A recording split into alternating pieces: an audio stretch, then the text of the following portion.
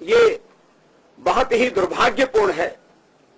और बात यदि सांप्रदायिक उन्माद की जाए तो मजहब के नाम पर देश का विभाजन स्वामी रामदेव और श्री रविशंकर ने नहीं किया। मजहब के नाम पर देश का विभाजन इस देश के खलनायक नेहरू जी ने किया। आजादी के महानायक तो नेताजी सुभाष चंद्र बोस और पटेल थे, लेकिन मजहब के आधार पर देश के विभाजन से लेकर के इस देश को जातियों और मजहबों वर्गों के नाम पर बांटने का काम कांग्रेस ने किया। और इस समय एक लुटेरी महिला और एक क्रूर महिला जो हिंदू साधु संतों से घोर घृणा नफरत करती है और इस देश में पोप को बुलाकर के एक राष्ट्र अध्यक्ष से भी ज्यादा सम्मान देती है, इमाम बुखारी को जाकर के शीश टिकाती है, तो इस देश को सांप्रदायिकता की आग में श्री रविशंकर और बाबा रामदेव नहीं झोंक रहे, इस देश को सांप्रदायिकता की आग में सोनिया गांधी झोंक रही है। और उस अत्याचारी महिला को, उस भ्रष्टाचारी महिला को, जिसके खून में हिंदू साधु संतों के प्रति घृणा है, उसको यदि चुनाव में जवाब नहीं दिया तो वो तो हिंदुस्तान और हिंदुस्तान की संस्कृति को मटिया भेंट कर देगी।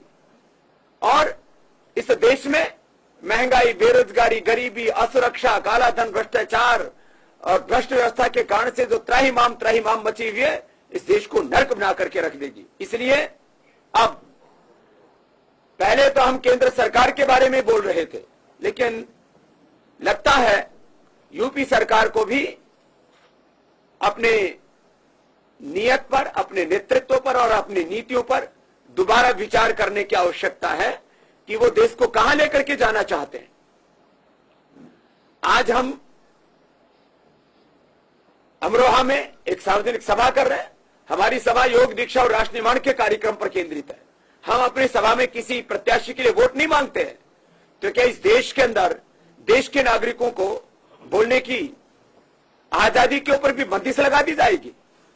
और जहां तक वैयक्तिक स्वतंत्रता का प्रश्न है, हम अपनी जनसभाओं के अलावा अपने सार्वजनिक जीवन में हम स्वाधीन हैं, आजाद हैं। इसलिए जो हमें इस देश के लिए उचित लगता है उसका हम समर्थन करेंगे और जो इस देश के लिए गलत लगता है उसका हम विरोध करेंगे।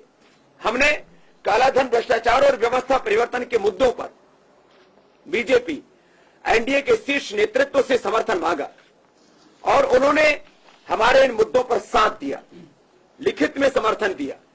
और यहां के प्रत्याशी भाई कंवर सिंह तंवर ने भी कालाधन, भ्रष्टाचार और व्यवस्था परिवर्तन के हमारे इन मुद्दों पर अपना समर्थन दिया। इसलिए कंवर सिंह तंवर जी को अपना आशीर्वाद देने के लिए, अपना समर्थन देने के लिए हमने प्रेस बुलाई है। हर व्यक्ति को आजादी है अपनी बात कहने की। तो आज हमने कंवर सिंह तंवर को आशीर्वाद दिया है। हमारे हजारों कार्यकर्ता और हमारे लाखों समर्थक जो अमरोहा में, वो इनका साथ देंगे और इस देश को इंसाफ दिलाने के लिए, देश हित में इनको वोट भी देंगे। हम मजहब के नाम पर वोट नहीं मांग रहे, सोनिया गांधी की तरह इमाम बुखारी को आगे करके। हम देश के लिए वोट मांग रहे हैं। यदि एफआईआर दर्ज करने की हिम्मत है तो वो एफआईआर दर्ज करके दिखाए ना इमाम बुखारी के खिलाफ। क्या इस देश में हिंदू होना गुनाह है, पाप है, अपराध है? आज यदि हमने देश को नहीं बचाया तो देश को कांग्रेस और गर्त में पहुंचा देगी। देश की अर्थव्यवस्था को तो उसने ध्वस्त कर ही दिया है। देशवासियों का जीना दुभर कर देंगी। और जिस तरह से यूपी के अंदर भी माहौल बना हुआ है, अब यहां पर लोगों में एक असुरक्षा का भाव पैदा हो चुका है। एक सामाजिक, सांस्कृतिक, आर्थिक और राजनीतिक अराजकता पैदा हो गई है। इसलिए इस देश को बचाने के लिए और इस राजनीतिक अराजकता, अस्थिरता से देश को बाहर निकालने के लिए देश में पूर्ण बहुमत वाली, ईमानदार, अनुभवी, स्थायी और मजबूत सरकार बनना बहुत जरूरी है।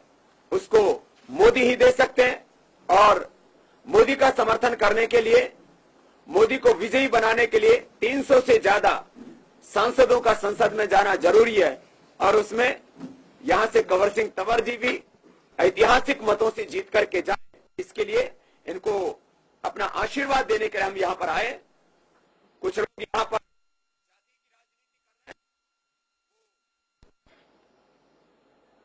यादों के ठेकेदार बनते हैं, कोई दलितों का मसीहा बनने की कोशिश करता है, कोई जाटों के स्वयंभू नेता बनने की कोशिश करते हैं, कोई इस देश को मुसलमानों के नाम पर, कोई अल्पसंख्यकों के नाम पर, कोई दलित और तमाम तरह के वर्गों के नाम पर विभाजित करके और वोटों का पोलराइजेशन कर रहे हैं।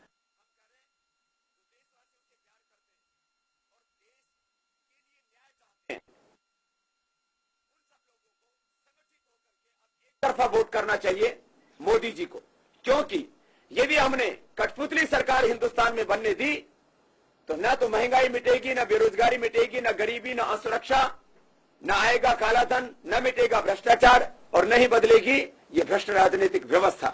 इसलिए इस बार देश के लोग एक तरफा वोट करेंगे और एक बड़ा राजनीतिक परिवर्तन देश में लेकर के आएंगे, क्योंकि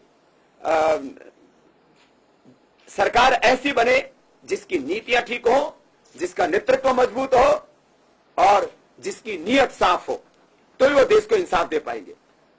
मोदी जी का नेतृत्व मजबूत है, मोदी जी की नीयत इस देश को इंसाफ दिलाने की है और उनकी नीतियां, उनके ऊपर चल करके ये देश आगे बढ़ेगा। इसलिए हमने मोदी जी को और भाई तंवर जी को समर्थन दिया और खुलेआम दिया। हमारा कोई हिडन एजेंडा नहीं है। मैं तो कहता हूं और भी जो लोग इस देश में प्रामाणिकता के साथ लड़ाई लड़ना चाहते हैं और देश को बचाना चाहते हैं, भ्रष्टाचार मिटाना चाहते हैं, इस देश को आर्थिक सामाजिक न्याय दिलाना चाहते हैं, उनको भी खुले तौर पर आगे आना चाहिए। यदि अरविंद केजरीवाल जी भी लोगों के गुस्से से बचना चाहते हैं और वास्तव में देशभक्ति और ईमानदारी की राजनीति करना चाहते हैं, तो उनको भ्रष्टाचार की जो सरगना है यूपीए की अध्यक्षा सोनिया गांधी, जिसके कार्यकाल में इस देश में नहीं पूरी दुनिया में सर्वाधिक भ्रष्टाचार और घोटाले हुए, उनके खिलाफ चुनाव लड़ना चाहिए। और यदि रायबरेली से आदरणीय अरविंद केजरीवाल जी चुनाव लड़ते हैं तो हमारे हजारों कार्यकर्ता और लाखों समर्थक उनको वोट देंगे और मैं स्वयं जाकर के वहां कैंप लगाऊंगा और उनको हम जितवा करके दिल्ली भेजेंगे। यदि उनमें जरा सा भी साहस है और जरा सा भी देश से प्यार है और वो भी इस क्रूर महिला को और इस भ्रष्टाचारी महिला को देश से भगाना चाहते हैं और वास्तव में भ्रष्टाचारियों को बेनकाब करना चाहते हैं, उनको सत्ता से बेदखल करना चाहते हैं, तो उनको जो है पहल करनी चाहिए। यदि वो पहल करेंगे तो हम उनके लिए अपना सब कुछ दांव पर लगाने के लिए तैयार हैं। जिस तरह से प्रदेश के एक मंत्री ने सेना के लेके बयान दिया है, आज हमने जो बयान दिया है, तो उस पर आप आजम खां इस तरह के बयान जितने ज्यादा देते रहेंगे उतने ही सपा की सफाई होती रहेगी पूरे उत्तर प्रदेश से। इसलिए यदि आदरणीय अखिलेश यादव जी और आदरणीय मुलायम सिंह जी अपने राजनीतिक वजूद को बचाए रखना चाहते हैं तो ऐसे नेताओं से उनको तौबा जितनी जल्दी कर लेंगे उतना ही वो फायदे में रहेंगे। लेकिन जिस तरह से उन्होंने बयानबाजी की हमारी सेनाएं कभी भी मजहब के आधार पर काम नहीं करती हैं, जातियों के आधार पर नहीं करती हैं।